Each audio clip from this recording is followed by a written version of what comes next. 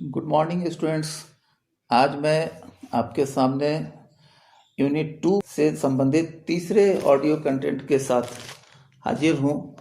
इस कंटेंट में मैं आपको types of crime and types of criminals के बारे में आपको एक्सप्लेन करूँगा।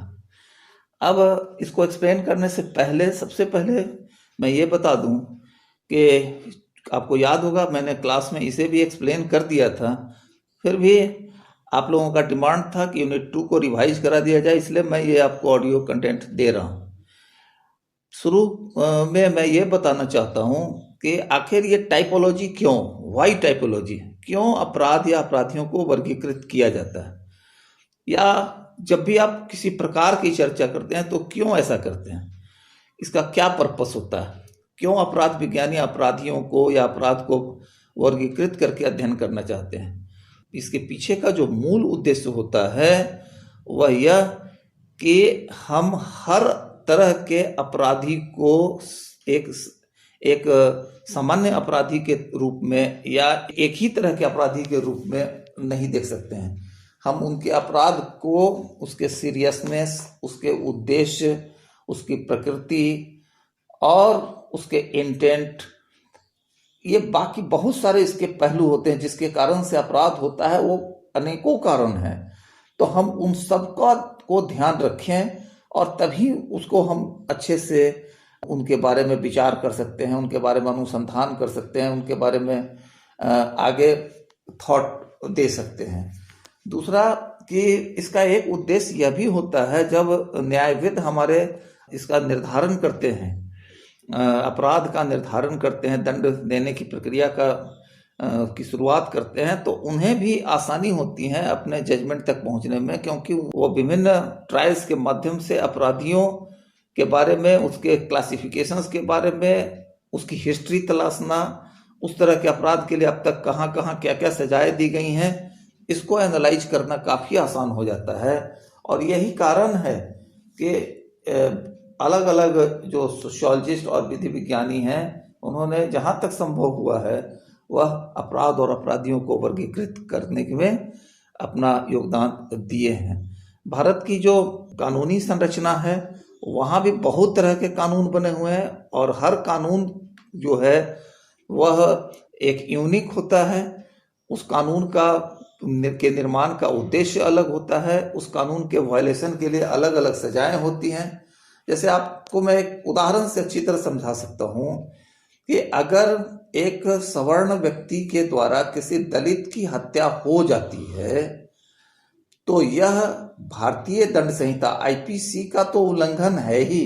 आपको मालूम है कि उस आईपीसी की धारा 302 में हत्या का मामला दर्ज किया जाता है, तो आईपीसी की धारा का उल्लंघन तो है ही, लेकिन साथ ही साथ दलितों के ऊपर हो रहे अत्याचार को रोकने के लिए जो विशेष प्रावधान किए गए हैं, जो विशेष अधिनियम बनाए गए हैं, उनके प्रावधानों का भी उल्लंघन होता है। तो इस तरह से आप समझ सकते हैं कि यहाँ पर दो तरह के केस दर्ज होंगे, एक आईपीसी की धारा के उल्लंघन का और दूसरा जो दलितों से संबंधित जो स्पेशल एक्ट हैं उसके वायलेशन का भी। तो आप समझ सकते हैं कि कितना जरूरी होता है अपराध और अपराधियों को विभाजित करना, क्योंकि हमारी न्याय व्यवस्था, कानून व्यवस्था, प्रशासनिक व्यवस्था भी अपराधियों का निर्धारण, अपराध का निर्धारण करने में वर्गीकरण को एक महत्वपूर्ण आधार मानती है। अब आते हैं हम क्लासिफिकेशंस पर। तो कुछ विद्वानों ने इसको क्लासिफाई किया है, हम कुछ विद्वानों के द्वारा प्रस्तुत वर्गीकरणों को आपके सामने प्रस्तुत करते हैं। जैसे एक बहुत महत्वपूर्ण क्लासिफिकेशन है बॉन्गर क्लासिफिकेशन, BONGER, बॉन्गर्स क्लासिफिकेशन।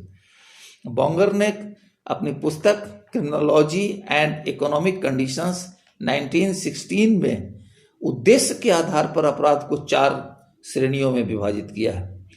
पहला आर्थिक अपराध, जब अपराध का उद्देश्य धन संपत्ति को प्राप्त करना होता है तो उसको आर्थिक अपराध कहते हैं, जैसे चोरी, डकैती, गबन, ठगी इत्यादि इस कोटि के अपराध हैं। इन्होंने दूसरी कोटि जो बनाई है उसको कहते हैं सेक्सुअल क्राइम। इस प्रकार के क्राइम का उद्देश्य यौन इच्छाओं की पूर्ति या यौन पिपासा को शांत करना होता है। इसके तहत रखा जाता है एक्स्ट्रा मैरिटल रिलेशंस को, बलात्कार को, और जो आजकल एक टर्म इस्तेमाल हो रहा है गैंग रेप्स, ये सारे इसी सेक्सुअल क्राइम्स के तहत आते हैं। इसके अलावा एक श्रेणी उन्होंने बनाई है जिसको पॉलिटिकल क्राइम कहा जाता है।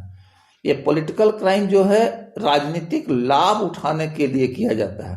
जैसे कि आपने देखा होगा कि विरोधी पार्टी के सदस्य की हत्या कर देना, या किसी तरह का राष्ट्रद्रोह, देशद्रोह करना, या राष्ट्रीय रक्षा अधिनियमों के प्रावधानों का उल्लंघन करना। आपने नाम सुना होगा राष्ट्रीय रक्षा अधिनियम, जैसे पोटा, टाटा, ये सब जो था, मीसा, ये सब भारत में रक्षा अधिनियम था और उसका उल्लंघन इसी पॉलिटिकल क्राइम के तहत किया जाता है। आजकल तो आतंकवाद को एक पॉलिटिकल क्राइम के रूप में मान्यता दी जाती है, क्योंकि ज़्यादातर आतंकवादियों की जड़ें जो होती हैं वह किसी शत्रु देश या किसी दूसरे देश से जुड़ी हुई होती हैं, और वो वहाँ से वो स्पॉन्सर्ड हो रहे होते हैं। तो ऐसे में एक देश को कमज़ोर करने के लिए, उसकी अर्थव्यवस्था को कमज़ोर करने के लिए दूसरा देश जब आतंकवादियों और उग्रवादियों को मदद करता है तो यह भी एक तरह से पॉलिटिकल क्राइम की श्रेणी में ही आता है। और चौथी जो उन्होंने वर्गीकरण का चौथा प्रकार जो बताया है, उसमें उन्होंने उसको नाम दिया है मिसलेनियस। और इसमें खास तौर पर वो ऐसे क्राइम्स जो ज़्यादातर रिवेंज के लिए, बदले के लिए अचानक किए जाते हैं, उनको इसमें शामिल किया है। जैसे ये कोई बहुत प्लान्ड अपराध नहीं होता है, बल्कि यह सडन कोई बदला या प्रतिशोध की भावना के वशीभूत होकर के किसी व्यक्ति के द्वारा अपराध किया जाता है। आपको मैं थोड़ा बता दूं कि बोंगर के इस क्लासिफिकेशन की क्या आलोचना है। तो सबसे पहला आलोचना इनका ये है कि इन्होंने उद्देश्य के आधार पर यद्यपि वर्गीकृत किया, लेकिन बहुत सारा अपराध होता है जिसमें एक से ज्यादा उद्देश्य होते हैं। अब उनको कौन सी श्रेणी प्रदान की जाए? जैसे आप देखोगे तो यौन अपराध और आर्थिक अपराध एक साथ ही किए जाते हैं। जैसे कि किसी के घर को लूटना और वहां के लोगों का बलात्कार करना, ये एक साथ कई बार परफॉर्म किया जाता है। इसलिए उसको हम किस श्रेणी में रखेंगे? आर्थिक अपराध की श्रेणी में रखेंगे या फिर सेक्सुअल क्राइम की श्रेणी में रखेंगे, यह तय नहीं हो पाता है। तो ये इनकी सबसे बड़ी आलोचना है। हम दूसरे एक विद्वान की तरफ जाते हैं, उनके वर्गीकरण पर ध्यान केंद्रित करते हैं। उनका नाम है लेमर्ट, LEMERT। लेमर्ट का क्लासिफिकेशन है, इनकी बुक है सोशल प्रॉब्लम्स 1958। इन्होंने अपराध की प्रकृति को ध्यान में रखकर इसको 3 भागों में विभाजित किया है। पहला है सिचुएशनल क्राइम। सिचुएशनल क्राइम का मतलब परिस्थिति जन्य अपराध। इसके तहत वह उन अपराधों को रखते हैं जिसमें एक व्यक्ति परिस्थितियों से लाचार होकर अपराध के लिए और कदम उठाता है। एक जैसे एक उदाहरण है, एक व्यक्ति द्वारा जेब कट जाने पर ट्रेन में बिना टिकट यात्रा करना, एक लड़के के द्वारा भूख से विवश होकर खाने का सामान चुराना, ये इसके उदाहरण के रूप में आप देख सकते हैं। अर्थात उसकी नीयत अपराध करने की नहीं थी, लेकिन ऐसी परिस्थितियां आ जाती हैं उसके सामने जिसकी वजह से वह अपराध के लिए प्रेरित हो जाता है। तो इसको इन्होंने लेमर्ट महोदय ने सिचुएशनल क्राइम की संज्ञा दी है। दूसरा जो है इन्होंने बांटा है सिस्टमेटिक क्राइम, अर्थात सुव्यवस्थित अपराध। यह वह अपराध है जिसमें एक व्यक्ति पूरी तरह से योजना बना करके और संगठित होकर के लोगों को जुटा करके उसका ब्लूप्रिंट तैयार करके बाकायदा लंबे समय में इस अपराध को अंजाम देने का योजना बनाता है और अपराध को अंजाम देता है। जैसे कि बैंकों की डकैती, आपने सुना होगा कि बैंकों की डकैती से पहले बहुत दिनों तक अपराधियों द्वारा वहां रेकी की जाती है। कौन आता है, कौन जाता है, कितना बजे आता है, कितना देर तक सुरक्षा रहती है, कितने देर तक प्राइवेट, वो सारे डाटा को वो पहले जुटाते हैं और फिर उसके बाद अपने गैंग्स में कई लोगों को शामिल करते हुए इस अपराध को अंजाम देते हैं। तो इसको इन्होंने सिस्टमेटिक क्राइम कहा, जिसमें सबसे अच्छा उदाहरण आपको बैंक डकैती, ट्रेन डकैती का दिया जा सकता है। तीसरा जो इन्होंने श्रेणी बताया है वह है क्राइम अगेंस्ट ट्रस्ट, या इसको विश्वासघात कहते हैं। ये विश्वासघात का मतलब होता है कि एक आदमी जो आपका विश्वास करता है, आप उसको धोखा देते हैं। तो धोखाधड़ी और ठगी इसके सबसे अच्छे उदाहरण हैं, क्योंकि आपको मालूम होगा कि धोखाधड़ी जो है, ब्रीच ऑफ ट्रस्ट जिसको कहते हैं, उसमें पहले ट्रस्ट पैदा होगा तभी तो ब्रीच करेगा। तो अर्थात किसी को फंसाना अपने विश्वास के जाल में और फिर उसके साथ धोखाधड़ी करना। आपको मैं बता दूं कि इसके तहत आजकल जो है वह कई ऐसे अपराध जिसमें प्रेम का भी एंगल होता है, वह भी इसके तहत शामिल किया जा सकता है। क्योंकि कई बार कुछ लोगों को प्रेम के जाल में फंसा करके और फिर उनको उन लड़कियों को मार्केट में खरीद बिक्री का भी इसमें प्रमाण मिला है। तो इस तरह से इसको हम कहेंगे कि क्राइम अगेंस्ट ट्रस्ट, इसमें ठगी भी आती है, धोखाधड़ी भी आती है, और इन साधनों का जो है बीच ऑफ ट्रस्ट का इस्तेमाल करते हुए जो ह्यूमन ट्रैफिकिंग का काम है वह भी इसी दायरे में आता है। अब हम एक अगले क्लासिफिकेशन की तरफ चलते हैं जो सदरलैंड के द्वारा दिया गया। सदरलैंड ने अपने, इनकी किताब से आप परिचित होंगे, प्रिंसिपल्स ऑफ क्रिमिनोलॉजी 1939, इसमें अपराधों का वर्गीकरण उन्होंने 2 भागों में किया है, और इसका आधार रहा है सीरियसनेस एंड एट्रोसिटीज। मतलब कि अपराध की गंभीरता क्या रही है और उसमें नृशंसता जिसको कहते हैं, एट्रोसिटी कितनी हुई है, कितनी जबरदस्त हिंसा हुई है, इसके आधार पर इन्होंने अपराध को 2 भागों में विभाजित किया है। पहले को नाम दिया है फेलोनी, FELONY, फेलोनी। इसका माने होता है जघन्य अपराध। जघन्य अपराध वह अपराध होता है जिसके लिए व्यक्ति को लंबी अवधि के कारावास या मृत्युदंड भी दिया जाता है, जैसे हत्या, गंभीर आघात। आपको मालूम है जघन्य अपराध का मतलब ही होता है कि वह व्यक्ति के हितों के विरुद्ध बहुत खतरनाक तरीके से अंजाम दिया जाता है और जीवन पर आघात किया जाता है और उसमें नृशंसता होती है। हम समझते हैं कि आजकल जो बलात्कार की घटनाएं हैं, जो रेयर बलात्कार की जो घटनाएं होती हैं, वह भी फेलोनी के ही दायरे में आती है।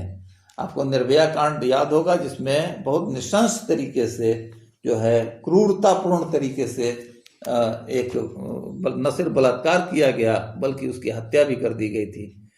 तो यह इसी श्रेणी का अपराध है।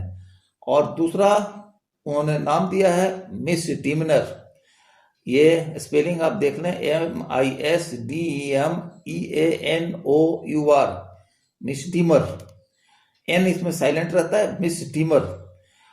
और ये साधारण श्रेणी के अपराध इसके अंतर्गत रहते हैं, जिसके लिए छोटी सजा का प्रावधान होता है, कम अवधि की सजा का प्रावधान होता है, या फिर इसके लिए कभी कभी फाइन भी लेकर के छोड़ दिया जाता है। और इस तरह के अपराधों की श्रेणी में चोरी, पॉकेटमारी और ठगी वगैरह को लिया जाता है। परंतु यह वर्गीकरण भी बहुत सही नहीं माना गया है, क्योंकि इस वर्गीकरण में देखा गया है कई बार साधारण अपराध किया गया लेकिन उसका परिणाम खतरनाक हो गया।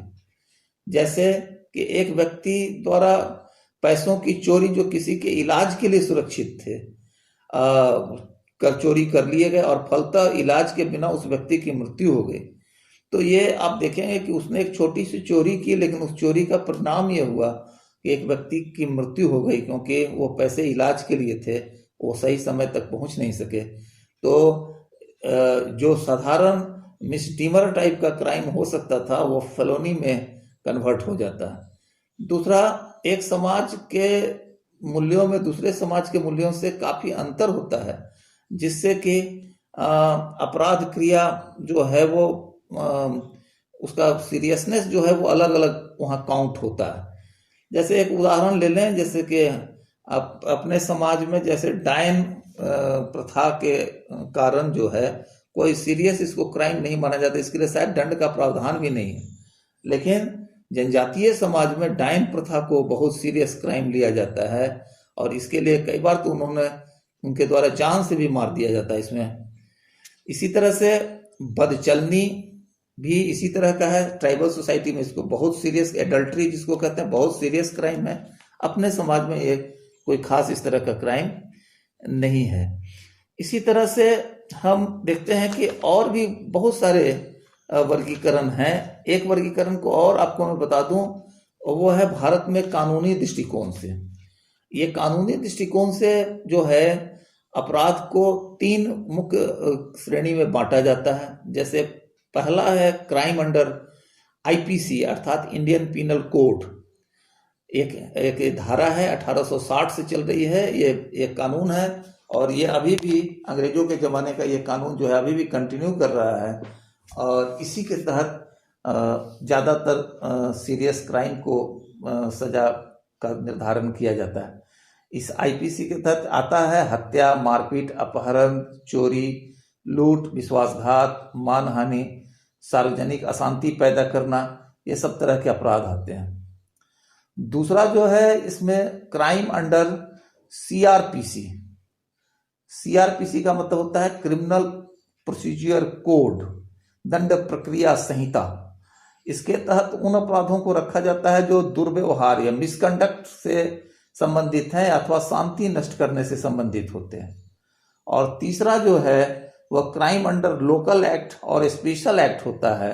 जैसा कि हमने थोड़ी देर पहले आपको बताया था कि वैसे अपराध जिसमें अलग खास कानूनों का भी उल्लंघन होता है, जैसे दलितों से संबंधित हमारे यहाँ विशेष कानून है, महिलाओं से संबंधित विशेष कानून है, तो उस पर 2 धाराएं चलेंगी। एक तो आईपीसी के उल्लंघन या सीआरपीसी के उल्लंघन की धारा चलेगी, या फिर दूसरा लोकल एक्ट और स्पेशल एक्ट के तहत उन पर कार्रवाई होगी।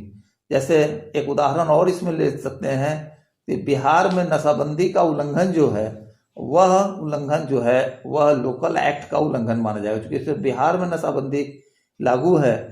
तो अगर यहाँ बिहार राज्य में कोई शराब पीते या बनाते या वितरित करते हुए पाया जाता है तो उस पर यह सजा लागू की जाती है।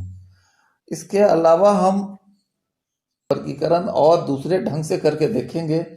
इसमें हम खास तौर पर अपराध का वर्गीकरण नहीं करेंगे, बल्कि अपराधियों का वर्गीकरण करेंगे। अपराधियों का वर्गीकरण करके देखेंगे और इसमें लोम्ब्रोसो का वर्गीकरण एक महत्वपूर्ण वर्गीकरण है। लोम्ब्रोसो ने इसको 4 मुख्य भागों में बांटा था और उसके कई उप विभाजन भी हैं। जैसे पहला है इसका बॉर्न क्रिमिनल। ये जन्मजात अपराधी होते हैं जिनके पास जन्म से ही कुछ सुनिश्चित शारीरिक लक्षण होते हैं। इन्होंने 15 के करीब शारीरिक लक्षणों को आइडेंटिफाई किया था और यह भविष्यवाणी की थी कि इसमें से 5 या 5 से ज़्यादा लक्षण किसी व्यक्ति में उपस्थित होंगे तो उसके अपराधी बनने की संभावना अधिकाधिक होगी। दूसरा, इन्होंने जो अपराधियों का वर्गीकरण किया उसके हिसाब से इंसैन क्रिमिनल, INSANE, इंसैन क्रिमिनल या मानसिक तौर पर दुर्बल जो है अपराधी हैं या पागल अपराधी, ये अपनी मानसिक दुर्बलता के कारण अपराध कर बैठते हैं। इसके बाद तीसरी जो उन्होंने श्रेणी बनाई थी वो क्रिमिनल बाय पैशन अर्थात कामुक अपराधी, अपनी काम पिपासा को शांत करने के लिए अपराध करते हैं। इसमें कुछ जन्मजात विकृतियां भी इनमें पाई जाती हैं, जैसे कि ओवर एक्टिव इनमें कुछ ग्लैंड्स होते हैं या कुछ अंगों का अति विकास या न्यून विकास भी इसमें शामिल होता है। इसके अलावा चौथा जो है वो ऑकेजनल क्रिमिनल्स। ये लोम्ब्रोसो कहते हैं कि इन अपराधियों में कोई शारीरिक या मानसिक दोष नहीं होता, लेकिन ये बाहरी परिस्थितियों के कारण कई बार अपराध कर देते हैं। इसमें पहला है स्यूडो क्रिमिनल्स, मिथ्या अपराधी। ये सामान्यतः आत्मसम्मान की रक्षा के लिए अपराध करते हैं। दूसरा है हैबिचुअल क्रिमिनल्स। ये आदतन अपराधी होते हैं और जब भी प्रतिकूल परिस्थितियां मिलती हैं ये अपराध करना शुरू कर देते हैं, परंतु बाद में ये अपराध करते करके बिल्कुल इसके आदी हो जाते हैं और एक तरह से हैबिचुअल या सीरियल क्रिमिनल्स के रूप में ये रूपांतरित हो जाते हैं। इसके अलावा एक और वर्गीकरण उन्होंने दिया है क्रिमिनलॉयड। ये अपराधी सम, ये अपराधी सम में ये एक तरह से बीच बीच के लोग होते हैं। ये न तो इनमें पूरी तरह से अपराधी होने का लक्षण, शारीरिक लक्षण, मानसिक लक्षण होता है और न ही ये बिल्कुल सामान्य आदमी के तरह के होते हैं। ये बीच की स्थिति के होते हैं और ये अपराधी सामान्यतः नहीं होते हैं, लेकिन कुछ खास स्पेशल दशाओं में ये अपराध कर बैठते हैं। तो ये लोम्ब्रोसो का वर्गीकरण है। एक दूसरा हम वर्गीकरण आपको बता रहे हैं जिसको कहते हैं Alexander and stub, STAUB, Alexander and stub classification of criminal. इन्होंने कई उपभागों में इसको विभाजित किया है। इसमें पहला जो भाग है, पहला जो प्रकार है उसको एक्यूट क्रिमिनल कहा जाता है। ये अपराधी जो हैं वह आकस्मिक अपराधी कहलाते हैं और परिस्थितियों में के कारण वो अचानक एकाएक असामान्य हो जाते हैं और इसी कारण से वो अपराधी करते हैं। ये बराबर अपराध नहीं करते हैं, कुछ खास परिस्थितियों में अचानक उग्र हो जाते हैं और इनसे अपराध होने लगता है। दूसरा इन्होंने वर्गीकरण दिया, उसको क्रॉनिक क्रिमिनल कहा। इसको दीर्घकालीन अपराधी या क्रॉनिक क्रिमिनल कहा है। ये काफी लंबे समय से अपराध करते आते रहे और अपराध इनकी आदत में शामिल हो चुका है। इस कैटेगरी के अपराधी को इन्होंने 3 उप भागों में बांटा। पहला जो है वह है नॉर्मल क्रिमिनल। नॉर्मल क्रिमिनल का मतलब होता है जैसे कि पड़ोस, मित्र समूह के कारण जो आदमी अपराधी बनता है, जैसे उसको पड़ोसियों से ईर्ष्या द्वेष, मित्र समूहों से ईर्ष्या द्वेष वगैरह की परिस्थितियां जो होती हैं वो उसको अपराध करने के लिए प्रेरित कर देती हैं। दूसरा होता है न्यूरोटिक क्रिमिनल। न्यूरोटिक क्रिमिनल का मतलब मनोविकृत अपराधी। ये मनोविकृति की वजह से अपराध बनते हैं। इनका ईड जो है, जो ईड जिसको कहते हैं, जिसको मूल प्रवृत्ति भी कहा जाता है फ्रायड के शब्दों में, वह अति शक्तिशाली होता है और इस कारण से इस पर ईड पर जो है वो अंकुश लगाना वह काफी मुश्किल हो जाता है। और हमने आपको पहले भी बताया था कि जिसका ईड स्ट्रांग हो और सुपर ईगो उस पर नियंत्रण नहीं लगा सकता हो तो वह व्यक्ति अपराधी होगा। इसके अलावा तीसरा जो उप विभाजन किया है वो है पैथोलॉजिकल क्रिमिनल्स।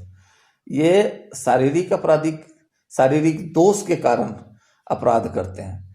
ये इनमें ऐसा शारीरिक दोष होता है कि ये आम लोगों के साथ प्रतियोगिता नहीं कर सकते।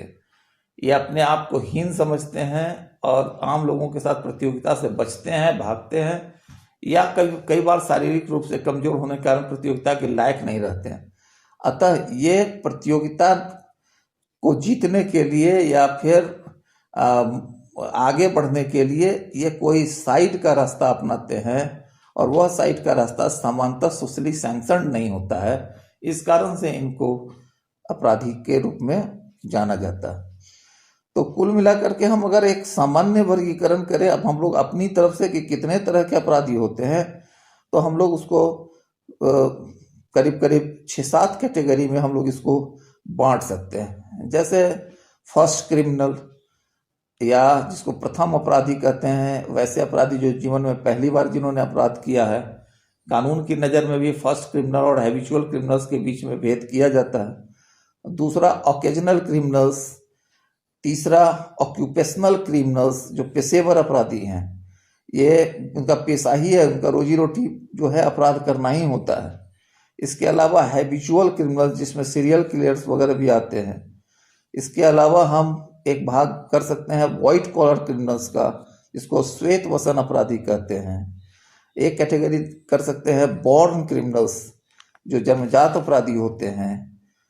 एक और आखिरी जो है वर्गीकरण हम कर सकते हैं फिजिकल और मेंटल क्रिमिनल, या पागल और शारीरिक दोषयुक्त अपराधी के रूप में।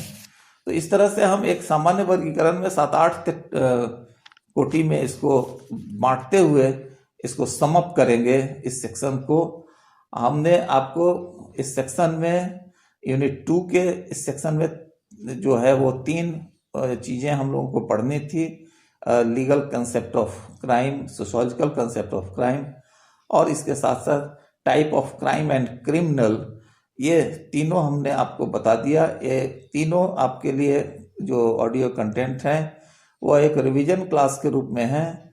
आप इसको अपने पुराने नोटबुक को देखें और इस तरह से इसको कंप्लीट कर लें, क्योंकि ये सब इम्पॉर्टेंट है। परीक्षा में इस सबको आने की आशा होती है और आसान भी है। आप देखेंगे तो जटिल प्रश्नों की तुलना में आसान प्रश्नों को परीक्षा में हल करना आप भी चाहेंगे, तो इस पर ध्यान दें। और तब तक के लिए गुड बाय।